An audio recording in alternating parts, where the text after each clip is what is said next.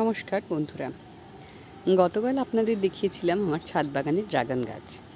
একটা ফল দেখেছিলেন আপনারা। আজকে দেখাই কুঁড়ি থেকে কি করে ফল হয়। হ্যাঁ, এই যে দুটো কুঁড়ি এসছে, দুটো নয় তিনটে আছে। প্রথমে একটা বড় কুঁড়ি, এটা প্রায় 1 সপ্তাহর বেশি বয়স হয়ে গেছে। আরও একটা দেখিয়ে দিই, এই যে দেখতে পাচ্ছেন। তার পাশে আরও একটা রয়েছে, সেটা বেশ ছোট।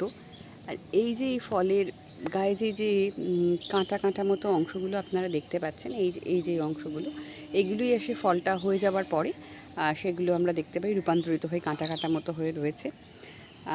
দেখুন, অলরেডি পিঁপড়েরা চলে এসছে।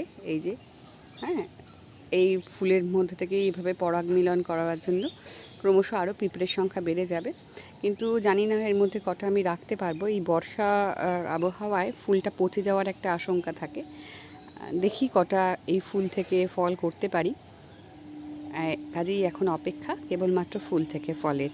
এই ফুলটা ফুটলে আপনাদের পরবর্তী আপডেট ভিডিও দেব। সবাই কমেন্টে কিন্তু জানাতে ভুলবেন না আজকের ভিডিও আপনাদের কেমন লাগলো।